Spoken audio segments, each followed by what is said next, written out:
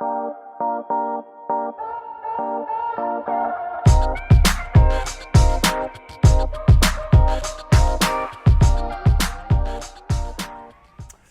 welcome to another episode of the Engel Angle Podcast. I am Fort Worth Star-Telegram columnist Mac Engel. Before I introduce my guest, Mr. Edward Egros, I want to share with you a little funny story about my family that I recently learned. For the longest time, when I was a kid, the family member that I always bragged about that I am related to is James Madison, founding father, former president. I am related to James Madison.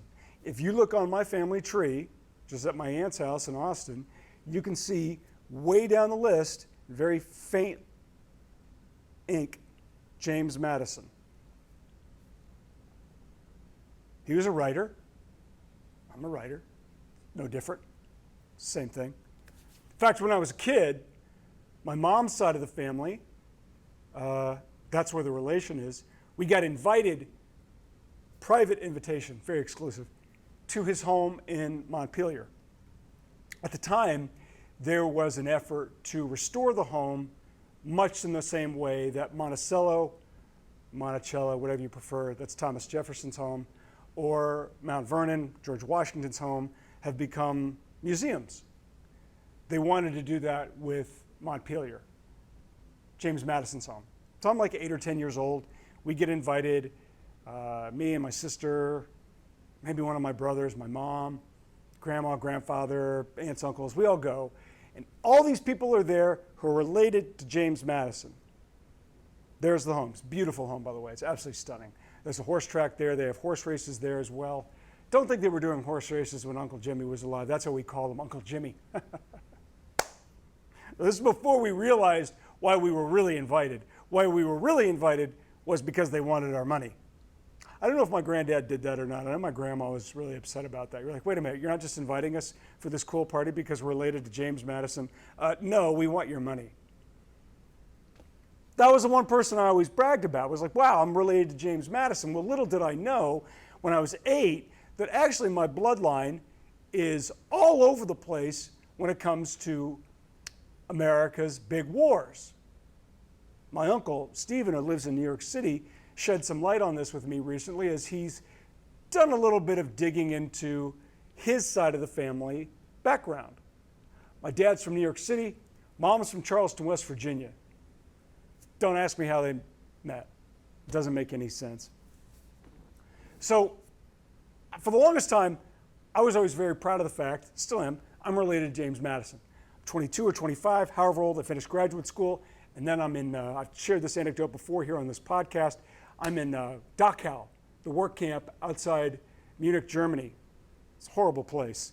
So on the wall there inside the officers' quarters, which they have turned into a little bit of a museum there at the work camp, is a giant blown up photograph of the ledger full of names of the Nazis who were tried at Nuremberg in 1946, 47, someplace in there.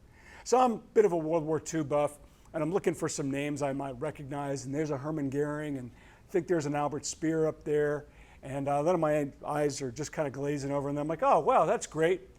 There's an Engel, spelled E-N-G-E-L. Now, I don't know if I'm related to that one, probably not. Engel is a very common name in Germany. It means angel, which I think, given my personality, doesn't come as a big surprise. But so I'm thinking, well, that's great. There's an Engel. Maybe I'm related. Probably not, but okay.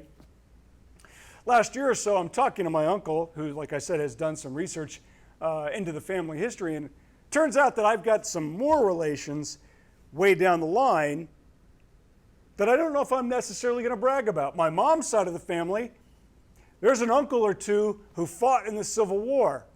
That's great. For the South. Not sure that's going up on the wall. And even better, family legend is we had a relative who fought in the Revolutionary War. That's pretty cool. Maybe for New York, maybe for Massachusetts. Nope. He was a Hessian. I don't know if the story is really true or not, but I'm going to say it is, because it is. It's more legend, family legend, and myth. There's no really way to confirm it, but apparently, yes. I do have a relative who fought in the American Revolutionary War. He just happened to fight for England. He was a Hessian, a mercenary, got paid, came over here, and fought against the rebels. That's going on the LinkedIn profile.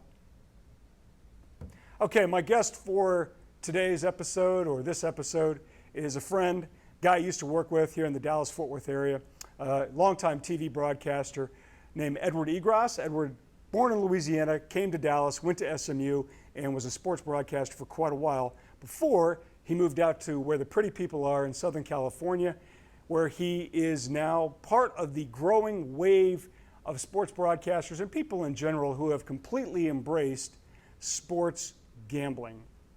Edward was in on the whole analytical data approach to sports probably before anybody else, I don't want to say anybody else, but he was certainly in on the ground floor of that as sports TV, and certainly gambling embraced data. In doing so, he was part of the wave that grabbed onto what has now been an explosion of gambling, has states all over the United States have legalized sports betting. We talk a little bit about the evolution of sports betting, fantasy football, and the best place to bet your sports dollars on sports games. Please welcome, oh, by the way, he's also an adjunct professor both at SMU and Pepperdine University. Please welcome my guest, Mr. Edward Egros. Okay, Edward, I like how you have a very official looking background. Radio shows do that. Bedroom, office, bathroom, kitchen, living room. Where in the house is it? This is a bedroom / office. So it's a 2-in-1 ordeal where I go to sleep looking at this background and I wake up to it as well. Do you really? Yeah, I do. That's good. So when I saw you last, when you were here in Dallas-Fort Worth, before you left us and moved to Los Angeles to be a big time, TV star, you were very much you were ahead of the curve in some regards. In fact, that you had really embraced numbers and analytics and really this immersion in statistics. When you left, did you see that all of that statistical stuff was going to boom into gambling the way it has? I was expecting it. Right. I think certainly there was a part of me that thought, okay, as more states legalize sports betting, as more people try and find some kind of an edge in sports betting, and I think more in general, as more sports fans try to understand their favorite athlete, their favorite team a good bit more, and maybe they want to predict for, say, like winning an NCAA tournament pool or fantasy football or whatever it is. In other industries, we're seeing this big data embracement. And I was not surprised that sports would follow suit from, say, a casual perspective, not necessarily what the teams are doing, though that matters a great deal, but what fans care about, what information is available to them. And that has absolutely exploded, whether you're looking at next-gen stats from the NFL or Baseball Savant from Major League Baseball. There's more information out there than ever before. And I think what that leads to is this idea that sports fans can be smarter about what they're watching and what they're listening to. And as more and more of them have more opportunities to bet on such things, you figure, okay, I know about basic news, who's playing, who's injured, where the game's being played, etc. I have statistics to back up certain ideas. I have this wealth of information that maybe I didn't have just a few years ago. Maybe I can commodify it in some way, shape, or form. And so I think all of these forces have kind of been coming together. And now that the opportunity is out there, I think a lot more people are embracing these opportunities. What you think? So I don't know if you remember this. A number of years ago, there was a lawsuit. I think it was filed by a handful of states. And their contention was that fantasy football was gambling. Mm-hmm. And of course, the lawyers got involved. This is when those daily fantasy sites were exploding all over the place. Remember that? Oh yeah, DraftKings And FanDuel around 2016. that Yeah. was it. Okay, so that was it. So I remember talking to a lawyer about it, and the lawyer's contention was, look, there's really not that much difference, or virtually not that much difference. There was no difference, Edward, between betting on Kings Lakers on a Sunday in February than me betting a short stock on Monday morning and selling it by Monday at 4 by closing. Mhm. Is it the same thing or is it different? I think when it comes to daily fantasy and sports betting, I think one of the things you tend to notice is it's the same people who tend to win over and over again. And part of it is you're having to make a massive investment in your time, your energy, your resources to be able to be successful, to beat the book, so to speak. And in daily fantasy, to beat everyone else who's in the pool with you. And that to me is interesting as far as determining, how much of this is based upon luck and chance versus how much of this is skill. Because ultimately, at the end of the day, that's what you're trying to figure out, right? Like, is this no better than a roulette wheel, or is there some sort of skill involved to predicting player props, team props, whatever it is? It does seem like the same folks tend to win over and over again. Now, some folks get on a hot streak, they win a lot, and some folks who are very, very smart lose a lot in a short period of time. So that certainly can happen. And there aren't that many of us who can make a living off of sports betting. Now, some folks can make a profit, that's fine, but to actually make a living off of it and be able to take care of your family and live in a nice house, perhaps in Los Angeles, that to me is a good bit tougher. So it's one of those deals where I do believe that there is some sort of skill involved, and legally that does sort of change the game a little bit, where if you can prove that there is some sort of skill involved, then you treat it a little bit differently. Now, the thing with daily fantasy back, around 2016 or so, what was interesting to me was that you had tons and tons of advertising. You Mhm. had the NFL, you had teams within the NFL fully embracing this Yep. because it's basically a paycheck. And because it happened so quickly, it felt like we weren't taking the time to figure out exactly what that meant. What does it mean for all of us to have DFS access? And it's not just that now. I mean, you have prop games that are available in states that haven't legalized sports betting. Like, I remember being in Texas and being able to pick over under X number of yards on particular football players and things like that. It's interesting that I can't place a bet on a sports book, but I can do that in Texas. So there are inconsistencies that to this very day still exist. And it feels like that for the longest time, we've never really taken that step back to figure out, okay, what does all of this mean? How accessible do we want these things to be? Which groups stand to gain in terms of profit and which groups stand to lose because of it? Well, wait, Is it something? time out. When you say which groups, Yeah, be specific, Edward, educate me. yeah, sure. Define groups. Okay, California is a good example Okay. where sports betting is not legal here, in large part because you have Native American casinos here, and they have largely run the whole games of chance thing in this state. And also, a lot of the biggest sports books domestically are out on the East Coast, and so you're outsourcing money from California out to, say, Massachusetts, for instance, places like that. And so, who stands to gain the most? Is it people in your own state? Is it groups who have already cornered the market when it comes to gambling, games of chance, whatever it is? The lottery, where does that stand in the grand scheme of things? So there's a lot that sports betting can do that can change things economically, not to mention perhaps you also have culture wars in terms of, do you have, say, religious groups who want sports betting to be commonplace? So that's also something that it became such a quick endeavor and such a quickly growing industry that it was so difficult to get your hands on it and go, okay, what does all of this mean? Who stands to gain? Who stands to lose? Is this okay? And ultimately, it was more of a legal battle than it was, say, a statewide, nationwide conversation. How many states now are left that don't have legalized sports betting? Is it 10? I think it's more than that. I would have to double check. It's not. I don't mean to put you on the spot about it, but Sure. it's the low teens, right? Something like that. Yeah, So like Texas doesn't, 15 to right? 20. Yeah. Texas Texas does doesn't. not. Utah California does doesn't. not. I didn't know Right. California didn't have it. I thought California already had it.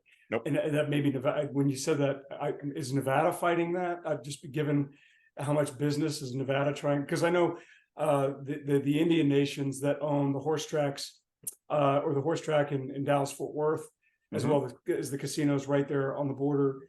They've hedged their bet, and I didn't know if any of that Right. was going on in California as well. That's also a dynamic. I don't know how big of a play it is, but Arizona does have legalized sports betting for what it's worth.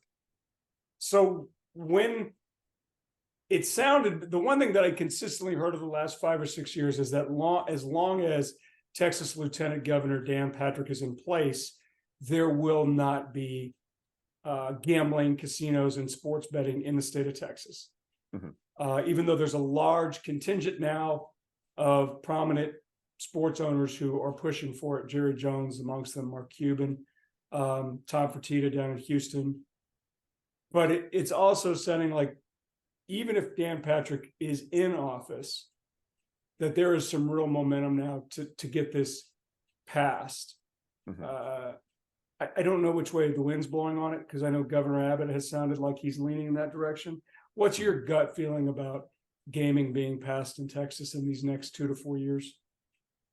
Nothing as far as what you're saying surprises me. I probably haven't kept up with the inner workings of Texas and sports betting, and if when that marriage can happen.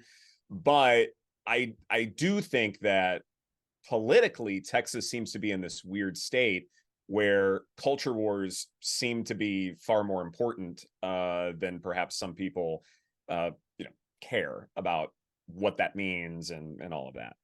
Uh, Certainly, there are powerful groups in Texas who do not want sports betting. They don't want legalized gambling in any way, shape, or form. So that certainly exists. Are those the folks who are also voting for folks like Dan Patrick a good bit more? That also is something that matters in this conversation. Which states haven't legalized sports betting yet? Certainly, some of them lean a certain direction politically, and it's hard to escape that reality. It's one of the reasons why Florida, for instance, has not yet legalized sports betting, though that may happen fairly soon. But you also have tribes out there who have pushed against it. So Florida and California, other than the political element, they're very similar as far as which groups stand to lose if and when sports betting becomes legalized. It's fascinating to me that despite all of the powerful people in Texas who want this to occur, not to mention philosophically, you have the whole, well, do you believe in someone's autonomy to be able to make their own decisions? If they want to bet a bunch of money on sports, should they be allowed to in the first place? Because, human has a right to do, whatever they want as long as they're not hurting someone else. If that's the philosophy that you have, then this is something you should be agreeing to, but it hasn't happened yet. So financially, that part's interesting. The culture wars, that part hasn't really gone away. And this is just sort of an aspect of it. And I think, too, politically, like there's a lot that you have to do to make it work. Where does this money come from? Where do you want these sports books to be placed? Is this something that you want physically done? When do you have these things on your cell phones? There's a lot that has to get ironed out. And so it's not a fast process. It does take several years, even when everyone has the will to want to do it. As you're a native Texan, right, Edward? Louisiana Louisiana, but you just feels like a native Texan. Yeah, it does. No, I mean, how many years did you live in Texas? So I went to SMU, Right. left, came back, and then I was there for about 7 years. So pushing 11 years. Okay, so what's your gut instinct? What's going to get legalized in Texas first? Marijuana or sports gambling or gambling? Just gambling. Forget sports gambling, just gambling. Sure, just gambling. That is a good question. I would guess marijuana, just because there are medical aspects to it Really? That, yeah, that would be my guess. And I, again, pure guess, maybe dead Yeah, wrong yeah, about yeah. this, but there are medical aspects to marijuana that you can argue for. And also, I wonder if that process is naturally faster. So if, say, tomorrow the state legislature has some emergency session, hypothetically, and they legalize both things right away, I think the timeline for marijuana is much faster than it is gambling. We've seen one of the things that we've seen in other cultures with legalized sports gambling is um, basically fixed games, Mhm. right? People betting on their own games. I know for a while there was a real, I don't know about crisis. I think it was in Southeast Asia where uh, the soccer games, it was just assumed that the soccer games were fixed. Mhm. So nobody was even going. I might have been Japan or Korea. I can't remember which, but we are seeing now some instances, especially in sports, college sports, where players and coaches have been busted for gambling on their own games. Mhm. And even like an Iowa State player Yeah. bet against his own team at a football game. I think he took the under. I think he took the under, and they Mhm. won. And Iowa State beat Texas with the over. I think he lost $500 or something like that. But Mhm. from what you've seen so far, uh, do we think that these are very much exceptions to the rule, or do you think, Edward, like instinctually, that way more of this is going on than people who are getting caught? Way more of this may be happening than we realize. And this is something that I genuinely believe that we need to crack down. Bit of a digression, if I may. One of the arguments that I hear a lot of in terms of players betting on their own teams, whatever, is, well, why can't they do that? Well, the reason is, a little complicated, but it's something where anytime you bet on a game, it's information, right? It's data. Yeah. And it's data about you, it's data about what you think, and it's also data about what the public may think about a particular team. So, for instance, like if a sharp comes in and says, okay, I'm betting -6.5, then that may move the line to -7, -7.5, something like that. Certainly, if you are a player for a team, that could very well move the line to make it more efficient and much tougher for the betting public to be able to win a bet, make a profit, whatever the case may be. Not to mention that even if a player is betting on his or her team, well, what if next week they don't bet on their team? Well, then the sports book knows that and Yeah. says, hey, so and so isn't betting this time, probably because they think that they're going to lose, so we can move it in the other direction. So anytime you place a bet, it's not just what the bet is, but when is the bet. And that when is information that the sports books have that puts the rest of us at a severe disadvantage. So I bring this up just to say that, you know, this is one of those things you have to crack down on. And if that doesn't happen, then the games that we want to play, the sports betting that we want to engage in, becomes much more difficult to enjoy, to make a profit off of, to know that what we see is what we get. And then you get into the aspects of, say, cheating or not trying your hardest Yeah. or competition, all of that stuff. That's also something else. But just in terms of players and teams betting within the sports they play in, that is something that you have to address and take care of. And I think it also goes to one of the many aspects that states have to address in terms of legalizing sports betting to begin with. And states do it differently. Like in some states, you can't bet on college sports, and that may very well be one of the reasons why you can't. Or you can't bet on local teams, or you have all these different provisos out there, in large part to make sure that everything that we experience as sports bettors is on the up and up. Um, you say you got to crack down on it. Mhm. Okay, you're going to play God for a day. How do you crack down on something like that?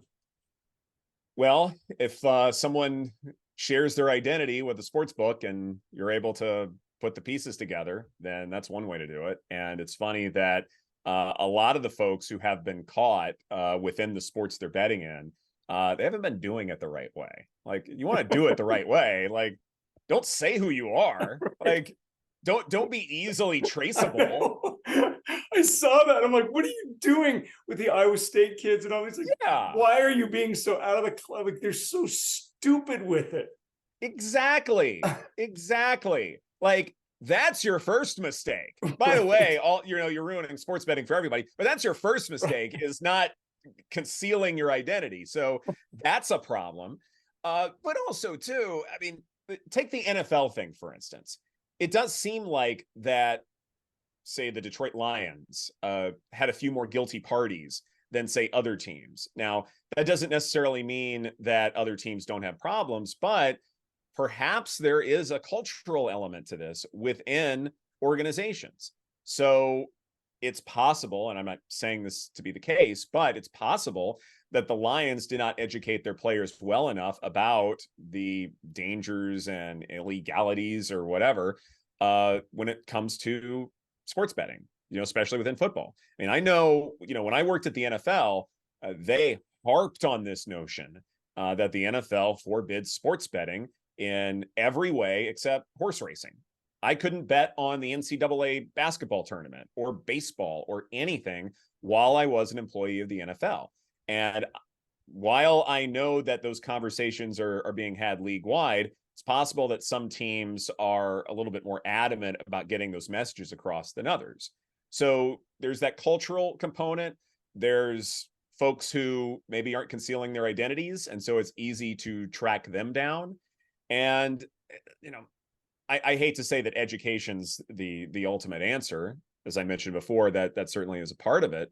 But also too, sometimes sports books can place limits on how much you can bet, and that may also help because, yeah, you may know how much, or you may know like which side to place in a particular football game or basketball game or whatever, but if you're not going to make that much money off of it, maybe it's not worth it to jeopardize your whole career to place bets that aren't going to make you that much money. So that may also be something to look into, or adding additional hurdles, restrictions, whatever it is, that could also help the cause.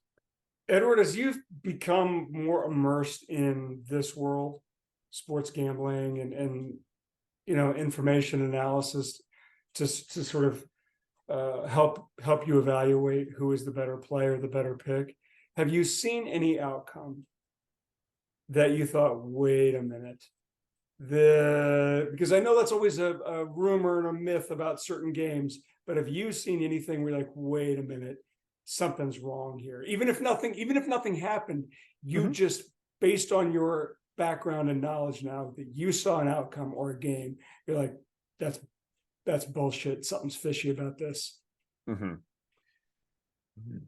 Off the top of my head, I can't think of too many instances, in large part because it can be difficult to fix a game. Like, whenever, way before we were having sports betting conversations and the Supreme Court looked into this in the first place, way before those conversations were being had, sports betting had that sort of negative,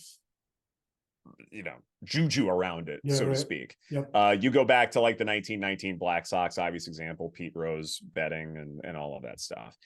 And while this was sort of seen very negatively, and now it's more universally accepted in a lot of places, I bring that up because it's, when you look at, say, instances of cheating in the course of sports, they're likelier to happen with individual sports, not so much team sports, because we are in this day and age where, with social media and everyone having a platform, it only takes one whistleblower to ruin it for everybody. For a team sport to be fixed in some way, a lot of people have to keep quiet, and it only takes one to ruin it for everybody. Meanwhile, with, say, a tennis match, a boxing match, whatever it is, fewer people know about it and fewer people have to keep quiet. Therefore, it's a lot easier to get away with some kind of cheating. So in terms of, can I think of an outcome that seemed odd to me? I probably tend to look at, say, tennis and boxing and things like that for places where there may have been likelier instances. Let's say someone retires early in a tennis match, or someone's complaining of a weird injury or something like that. That's when, say, the spidey senses start to tingle. Is there any one instance I can think of off the top of my head? Not really. And I think part of it too is I think I genuinely want to believe that everything I'm watching is on the up and up. And so I hate to, conclude that something like that isn't happening. But at the same time, where I don't go as far as that's concerned is like officiating, where I feel like, time and time again, whether it's the NFL or any other major championship sporting event, where if an official makes a call that is odd, perhaps dead wrong, something like that, my first impulse isn't to say, well, because of sports betting, this is why this is going on. Because even with officiating, a lot of people have to keep quiet, and not to mention the league would be, it would implode if something like that were to happen in this day and age. Edward, I had a professional gambler. If he wasn't professional, he had a lot of money, and he liked to bet on games. Mhm. And he said to me with great confidence, your worst bet, if you're betting sports, not cards, if you're betting sports, your worst bets are NFL and major college football. He said your best bets are small men's college basketball, WNBA, and small college football. Agree or disagree? Completely agree. 100% agree. Why? Because those markets tend to be a good bit sharper because more people are betting into these things. It was funny. I had a conversation. Which markets are you talking about? With the NFL and major college football, okay. because there's just naturally more interest. And maybe you want to have some skin in the game because you're going to be watching it. And so you're likelier to bet on it. The problem is, so are so many other people that the line moves to a point where, because of wisdom of the crowds, that line is so much sharper there than, say, small college basketball, where not many people are betting on it. And because of that, the sports book is less likely to know exactly where the number is supposed to be to maximize profit. So it's something where, to really make a lot of money off of sports betting, you have to do some rather boring things. Your endeavors are not going to be that flashy. Now, granted, I'm on a radio show where I talk about NFL bets all the time. And while I certainly have my sides and I certainly have things that I feel strongly about, at the same time, I'm also looking at, say, props that are deep in the pages of a sports book that maybe a lot of people don't know about. And often you can find some inconsistencies. If you really want to bet on the Super Bowl, for instance, really want to do it, be my guest. Do not bet on the spread. Do not bet on the total. Do not bet on the money line. Do not pick a team to win. Don't do any of that. Bet on some prop that's on page 50 of your sportsbook packet and see if you can find some kind of an edge there. I personally do not like betting on sides or totals when it comes to major NFL games, primetime, playoff games, whatever it is. I love betting on props so much more because the chances that a sports book gets the spread absolutely right, that it's 3.5 and that's the number it's supposed to be, the chances of that happening are way likelier than Joe Burrow passing for 326 yards. That's probably going to require a little more wiggle room. And if there's some edge I can find or some model I've built that gives me a different number, I'm likelier to make money off of that passing yard prop, or a quarterback's rushing yard prop or something like that. Much likelier to make money off of that than something that a lot more people are betting into, like a spread. Best advice that you can give for somebody who is preparing for their fantasy football draft? I'm a firm believer in wisdom of the crowds. If you have one expert who you like to follow, find 10 more of them. You may love Matthew Berry or the good folks at ESPN or JJ Zacharyson, anybody like that. They're all great. Find many more of them and then put together your own cheat sheet that has all of these different ideas coming together. Because one person may know a few things here and there. A second person may know different things here and there. but you put all of these ideas together. And as long as there's no garbage involved, as long as you don't have someone who really isn't an expert and shouldn't be doling out fantasy football advice, as long as you have several experts and you put all of those ideas together, you are way likelier to find something efficient than just by listening to one person or one set of computer rankings or something like that. Biggest mistake that a person makes when putting together a fantasy football team is? Oh boy. Part of that's sort of era driven, right? Like there was a time when you absolutely had to, start with a running back, or Yeah, right. quarterbacks were a little bit more top heavy, those kinds of things. And so the worst mistake you could make may be different 5 years ago than it is right now. So there's certainly that. But I think it's not the worst idea in the world to sort of jettison your biases coming in. And I think so much of fantasy football is not just picking the right players, but it's also playing against the rest of your competition and knowing what your friends and family are also probably going to do. Right. And so I'm, in fact, this was something JG Zachariason, a friend of mine, has brought up many times before, and I couldn't agree with him more. Scouting your competition, as far as the actual people you're playing up against, is not the worst idea in the world. If you know someone is a big Cowboys fan and they are going to draft CeeDee Lamb a little earlier than anticipated, then maybe you need to have a little gamesmanship and say, oh, I think I'm going to take him now. Like, I really like him, or something like that. Sometimes that can help you a little bit. And it's a little bit of game theory, but I think scouting your opponents is more than okay. All's fair in love and fantasy football. My dad is 90, and he grew up, and it still is he's a sports fan, and he likes horse racing. And he told me about 8 or 10 years ago, he said, son, all of this is going to become horse racing pretty soon. And he meant sports in general. And now that the gambling thing is totally out of the barn, so to speak, do you think he's right that it's all becoming horse racing?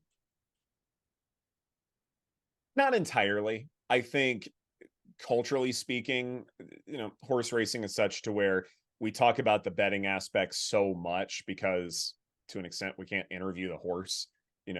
Wow, Mr. or Mrs. Thoroughbred, how were you able to win on the final few lengths when you were trailing by a nose? We can't ask the horse that. And so I think when it comes to horse racing, yeah, you can talk to the jockeys and the trainers and all of that, and you can still get some great storylines out of it. But because you have animals as your athletes, so to speak, I think it does limit the overall storytelling. And so sports betting becomes something that, fills the gap, I guess, in terms of overall interest. What else are you going to talk about? Well, the sports betting is there. Certainly you can do that with other sports, and other sports are already talking about these things in great detail.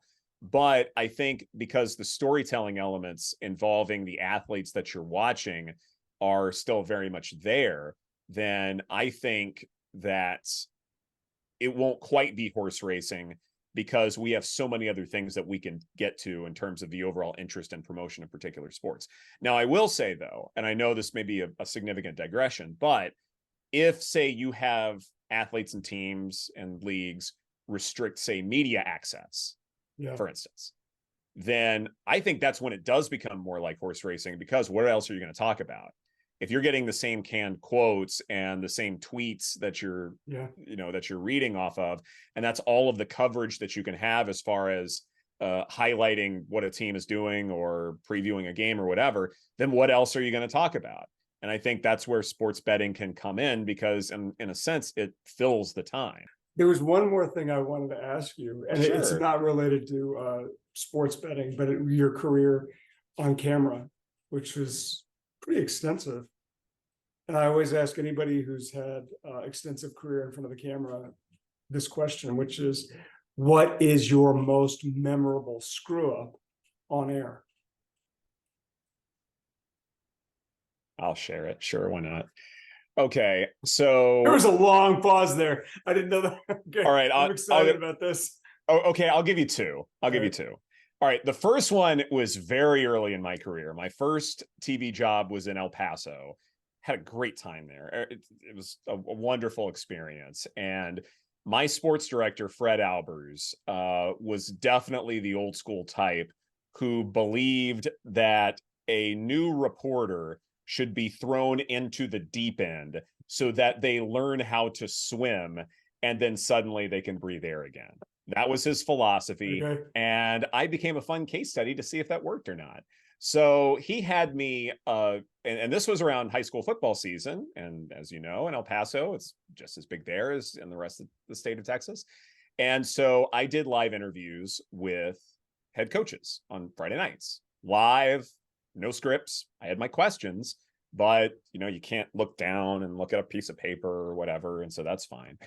And so the first time I did it, I was fine. Everything turned out okay. It felt comfortable.